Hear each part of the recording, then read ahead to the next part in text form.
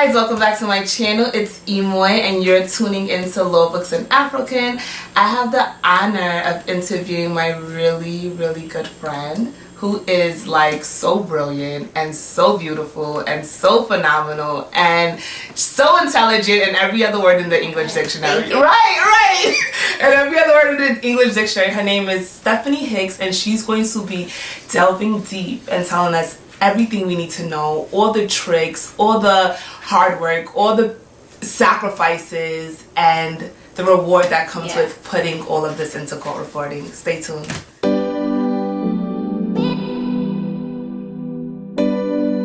So how did you find out about court reporting?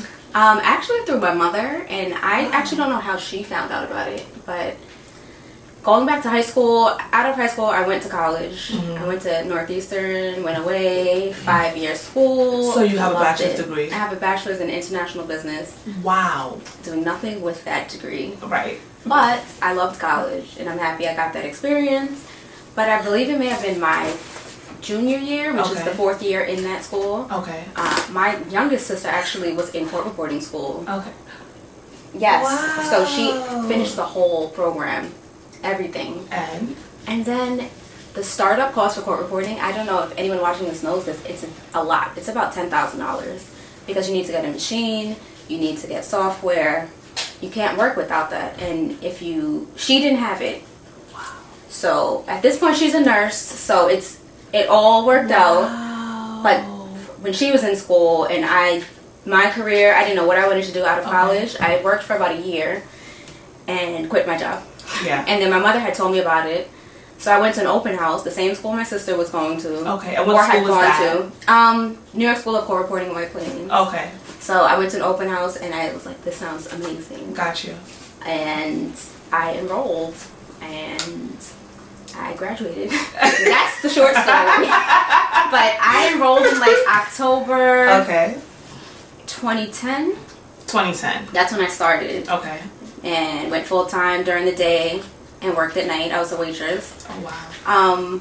So you went to school during the nighttime? No, I went to school during the day. And you worked during the night? Was it a full-time job? It was a full-time, I probably did 5 days because the school I went to was month-to-month paying. Gotcha. So I was paying my way through school as I was doing it, which is even more of an incentive to finish. Because I'm like, I need to stop paying for school. Right. But from the beginning, it's literally like learning another language, and I've always had a passion for languages. Okay. I only speak English, but I always had the desire I took Spanish. Okay. I don't speak much. Okay. I wanted to learn sign language. Got you. Me Never too. did it. Me too. I want to learn it. Yes. But this literally, it's a whole new language. Okay. And I find it so interesting. So from the beginning, that was also incentive to keep going because I feel like a magician when I'm working. Yes. It's like you hear something and your hands just go and you have a transcript. And I'm like, that's amazing. Like, no, and not everyone can do what we do. Yeah, that's so true. So it's great. And I'm happy I did it. I feel like I was made to be a reporter. Yes.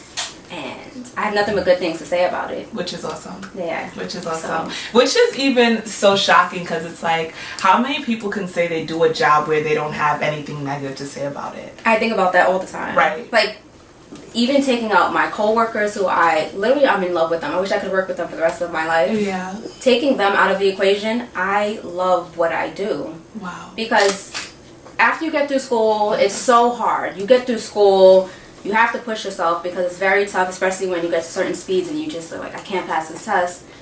Once you pass all your tests and you're working, it's I don't know, it's just amazing that there are times I'm sitting in court and I'm thinking about, what am I going to feed my daughter for dinner? Wow. And they're talking and my hands are just going. Wow. So I feel like that's the thing I find the most amazing about the job. Wow. And I also feel, I know we didn't even get to this point, but I feel like I work in court now, so I work in criminal court, and I feel like in the courtroom, I feel like I have the easiest job. Wow, absolutely. People think what we do, they are so amazed, like, how do you do that? All I'm doing is writing what you're saying. Right. I don't have to make decisions, I don't have to argue, I don't have to stand there, like, I don't have to do anything but write what you say. Right. So, that I also love. Wow. I don't even have to talk to anyone if I don't want to. Just write what I have. You write what you say, and then I leave. Wow. Go do whatever else I have to do. Wow. So you're at a point now when you're writing, you don't even have to think about the kushun, the shun ending, the ism endings. You're just... Actually, I'm agreeing with you. Okay. But there are always going to be words that you don't write all the time that throw you off for a second. Okay. Or a lot of like multisyllabic words. Okay. Like, I have to write this out. I'm big on briefs. You're big on I briefs. abbreviate everything. Okay. I have phrases. And if you don't stick to that phrase, I'm like, why couldn't you say it like that? Because now I have to write out what you said. Okay. Which sometimes that just throws me off. Okay. Long words, I may not have a brief for that. So I have to write out. And I don't have to think about how it ends, but I have to think about how to break it up into syllables really quick. But I can do it because I've been doing it for so long. Right.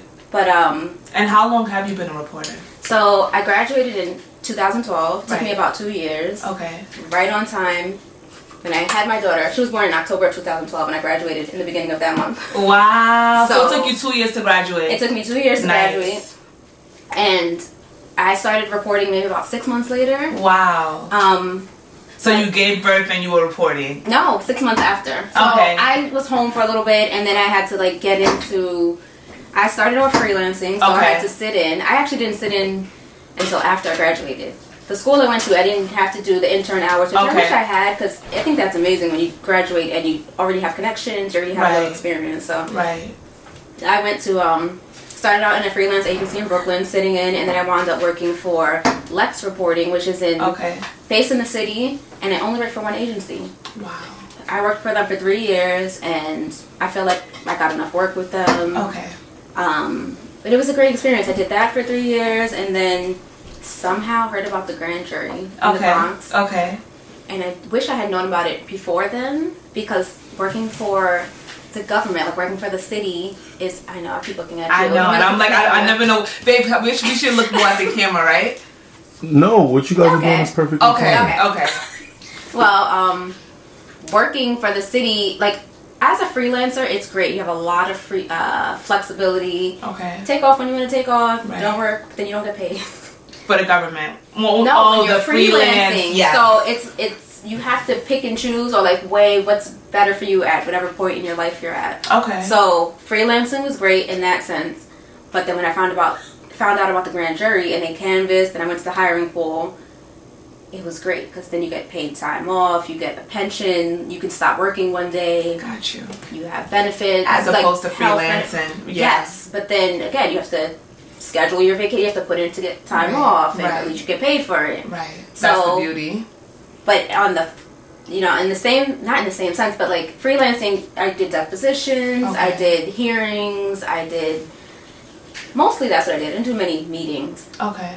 Then I went to the grand jury, and I heard like the grand jury, they convene to possibly indict on felony cases. Right. So you hear like victims testifying, you hear officers, but it actually makes it more real because I do watch a lot of crime shows. But that's on television, and even if you know it's a true story, it hits different when you're sitting in a room with someone who's testifying that it just happened to them last week. So that it was very interesting. Like working at the grand jury was a great experience. Did that for a year. Okay. And then I took the test for lower court in the Bronx. Well, in the state of New York, not in the Bronx. So I took the criminal court test, passed it, and then I've been there for 2 years now. Wow. And in the midst, I took the Supreme Court test, and I'm on the list now to be in Supreme Court. Oh, I thought you were already in Supreme Court. No. So you're in Bronx criminal court. And is that the score? Because, whatever. Hold on, I'm about to do this. So, guys, this is not gonna be in it. So guys, Stephanie is like super brilliant. I know I mentioned that earlier. Would you believe that she scored number 5 on the New York State? In the state, yes. In the state. Yes. Not the New York State. In the state. Yeah. No, New York State. Oh, New York State. Not in the country. Right, that would be dope. But you'll be there soon. But yeah, I forget what year that was, because that's when I went into, they were so short. I think we took the test in May, and we got hired we started in November, everyone that they were pulling off of that list. So that was a very quick turnaround for the state. The test system with the state is very slow. Like, got you. They schedule the test, you apply for it, they come out with the list, and maybe 9 months later they come out with the scores. And then this was very, very, very sped up. I guess they really, the turnover in criminal court is kind of higher because you could always move up to Supreme, or you could transfer to another borough. But yeah, no, I mean, I did really well on that test, but it took a lot of studying, a lot of practicing. A lot of people at my job, we studied together, which was motivating. Okay. So that helped. And then you just have to be calm during the test. This is even in school. You have to be calm because your nerves can make you lose 2 words and you're behind. Going back to studying, you said that you studied really hard and diligently with your coworkers. What did your practicing entail during that time? Well, the state tests, it's 25%. 25% of your score is written. And so it's like grammar, spelling, knowing the definition of things, or like what terminology means with respect to the law or with medical terminology. Okay. Not much literature?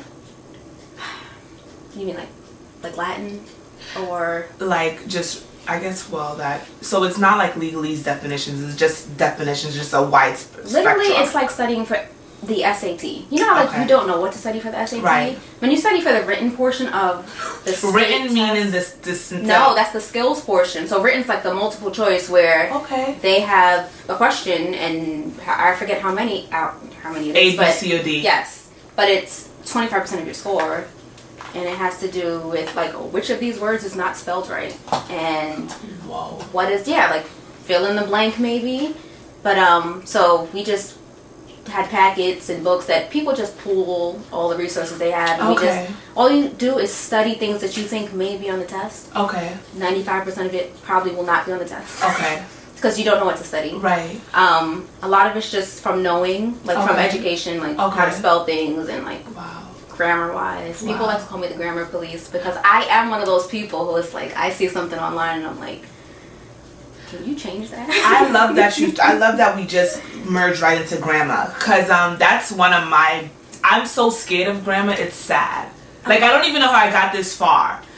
No, honestly, because it's the little things we're talking about in school, and I'm like, where was I in elementary class, girl? Like, was I absent all those days? Like, no. Grammar is a big thing, and so one of my I guess one of my secrets is growing. I don't even think secrets is the right term, but like growing up, the things that scared me was always pronunciation, grammar, and reading aloud. Right? And but you do all of that with the readbacks. Girl, it's so odd that I found myself in a career that's what it has to bring out of you. Yes. So, but it also sort of made, on the flip side of it also made me more comfortable speaking, like pronouncing words, because either way, everyone kind of, at this stage, everyone kind of sounds like a 5th grader trying to pronounce things. So I'm reading your nose there. So I don't know how that plays, but it's kind of like, that's one of my fears moving forward. Well, the thing is when it comes to reading back, I'll start with that. You're literally reading back what someone else said. Right. So if someone said something incorrectly, you have to read back what they said. Whether it's an attorney. Right. Potentially the judge. Right. Yes. Like, that's tricky though. But whatever someone said and you write, that's what you read back. No, but I think my question is really pronouncing the words that you're not familiar with. Well, that comes into play, I feel like, maybe if you have a difficult word that you phonetically wrote that may not be in your dictionary yet, that can happen. But otherwise, like, if you hear it and you wrote it, you can be able to read it. Because you wrote it the way you heard it. Yeah, so if people have accents or say things a different way, you're going to write it because you eventually learn you know what they said. So you write it however you have it defined and it'll pop up. If you read it and you pronounce it different, that's just how you speak. Certain words that you can do that with. Other words, it changes the meaning if you don't say it that way. But I mean, grammar, I feel like with that just takes practice. Because me, I have a lot of conflicts. I write a lot of words the same way. Which I feel like you can pick and choose. I feel like start in the beginning. Use and use. Use with a Z and use with an S. Hold on. I mean, the way it's in steno, I'm wilding. Use, they have two different uses. USE, but it could be U with a long Z at the end, or just U. How you write it. No, you can write it different. I mean, like... There, and there. Or here and here. Like, even simple ones that I could write differently. I write them the same, and then eventually... I use Eclipse, the software I use. Okay. So the AI, eventually, it'll pick up the context and it'll choose the right word. Oh, nice. So it doesn't always work out, but the more you choose the right one, the software learns which one to use it. I wouldn't.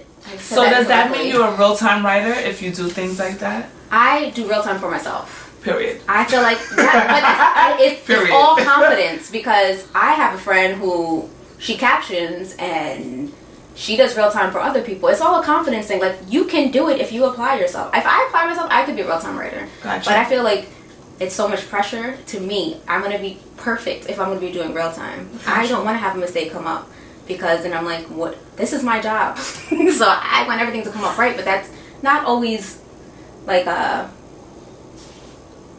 you're not always going to be 100% accurate. You can always fix it later. Okay. And plus, I mean, for tests, you have to be 95% accurate. I don't know if people no one understands that unless you're a court reporter. Okay. What does that mean exactly? Well, at least when I took tests. Okay.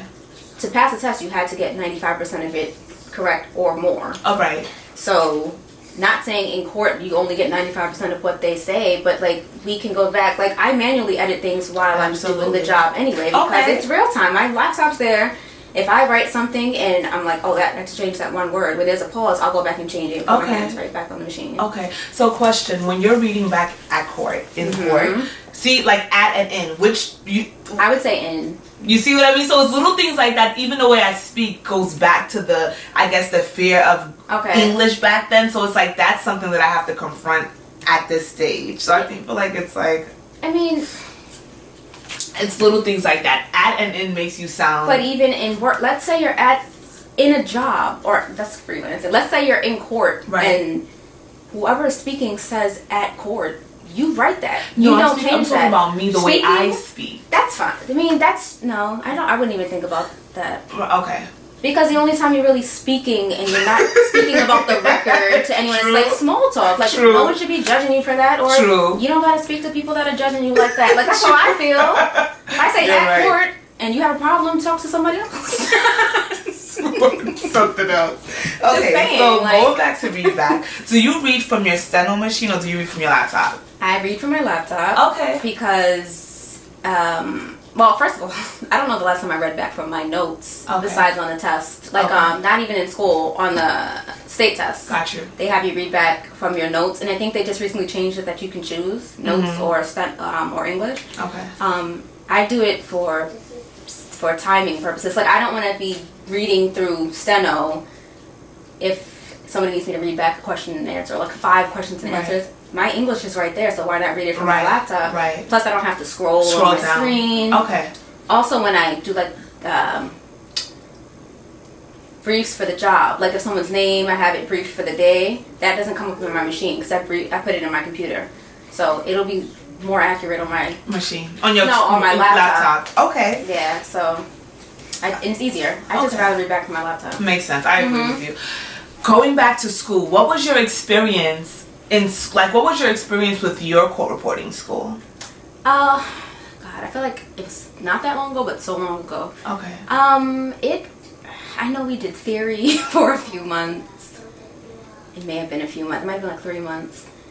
But I think you also have to get to a certain speed before you can advance to the next speed class. So I think I'm really bad at even talking about school because... We don't have to go that far back. I know we did theory, then we did like 60 to 100, I think was one class, and 100 to 140. Okay. And not even what was your practice routine while in school? What was your experience while in school? Like, how did you, well, I think I asked that question already. So you talked about speed. What do you think allowed you to graduate at such a short amount of time? I mean, to me, it's like more like average. I know people, and I don't know them, but I know of people that have graduated in like less than a year. That's true. Which, maybe if I wasn't working and then maybe I practiced more. Okay. I actually didn't practice as much as I should have. I practiced more, I believe, in the beginning. Okay. Because I was trying to learn, like, where to put my hands and, like, how to form certain words. Okay. And then, okay, let's be real. I was getting lazy. Like, I still graduated in 2 years, but, like, I didn't practice as much as I should have towards the end. I don't even know if I pulled my machine out outside of school. Wow. Which, towards the end. And I probably just practiced for the high-speed test, which they would give us takes of the test to take home and practice. But then they would give the same test in the school. Not the same one they gave you, but, like, it's like a batch of tests. And I'm like, this is not even real, because I'm not going to hear this in when I'm working. Okay. Like, this literal, like, if you can take that test, it doesn't mean you can do it. And just because you can't pass that test doesn't mean you can't do the job. Like, but they have to gauge it in some way. But I just practiced the test. I may have tried the news or something, but it was a little complicated when you're in school to try with the news. But, I mean, I practiced mostly in school, probably between classes. Okay. Because then I went to work. Like, right. I wasn't practicing at work. Right. Did your school offer like an associate's degree or a certificate? No, my school, it was a certificate, and that's it. Like, okay. No graduation.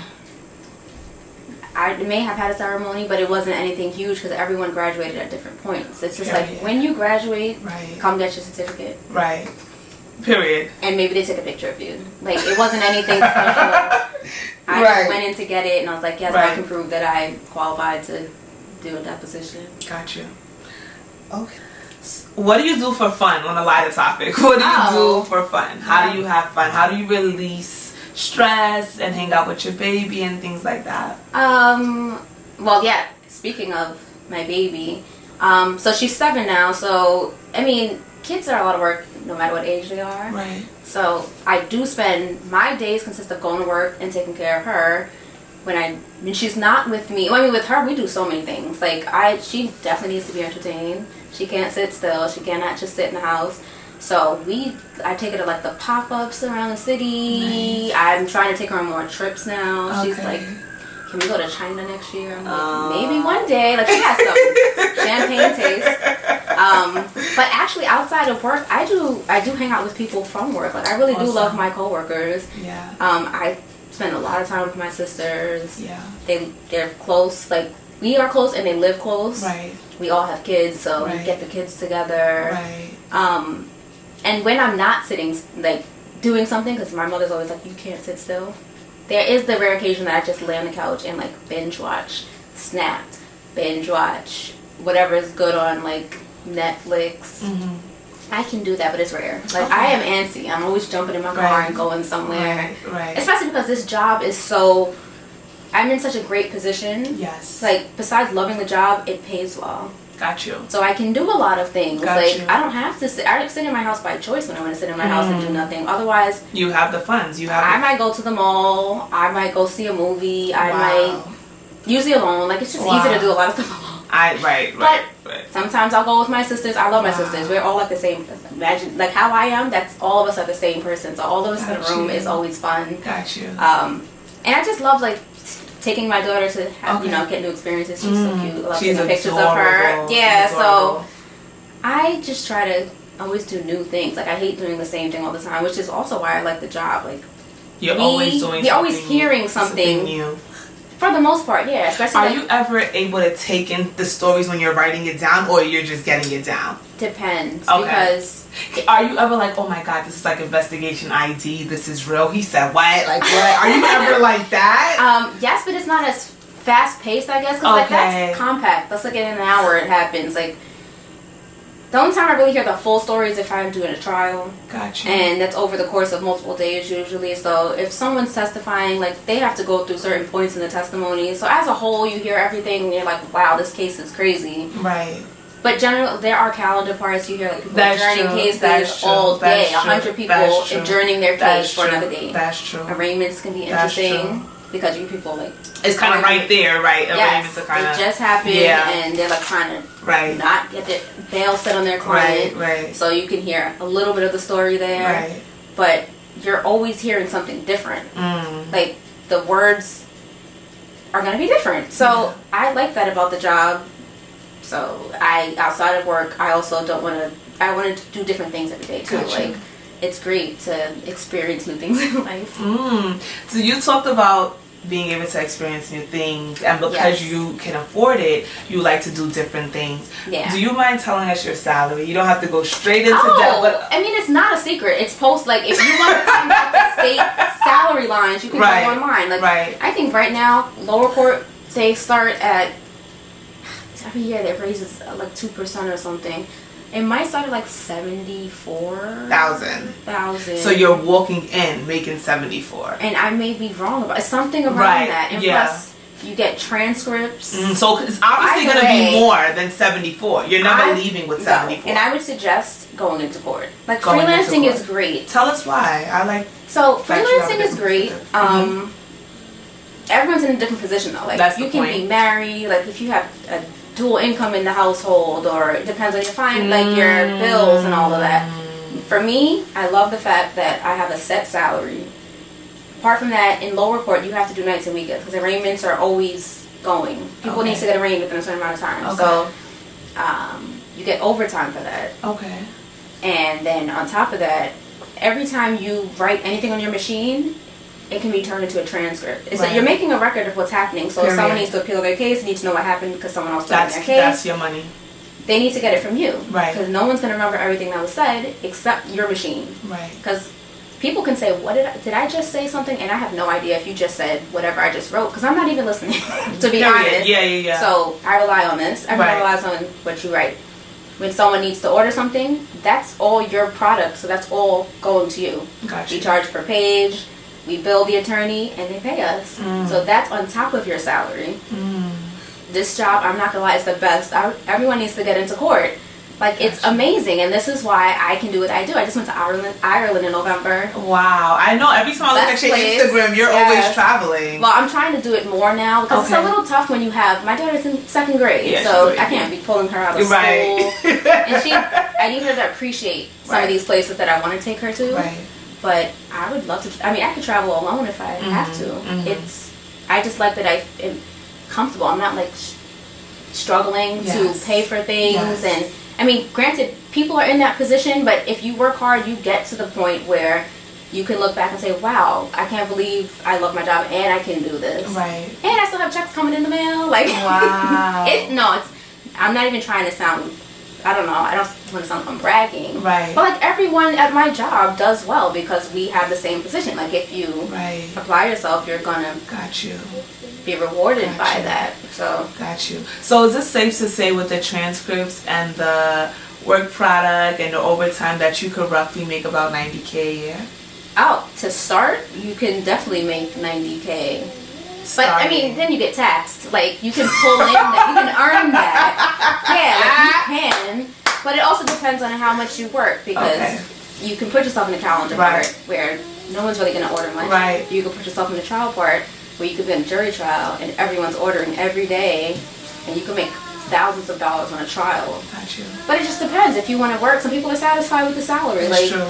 It's true. Why break your back? It's true. But I'm a workhorse. I heard you are a workaholic. I heard that about you. Yeah, I'm like, why not make money? Right. Like, I could be lazy in 20 years when I'm like counting down the days to retirement. Right. Like, I want to work. That's why I really want to get to Supreme.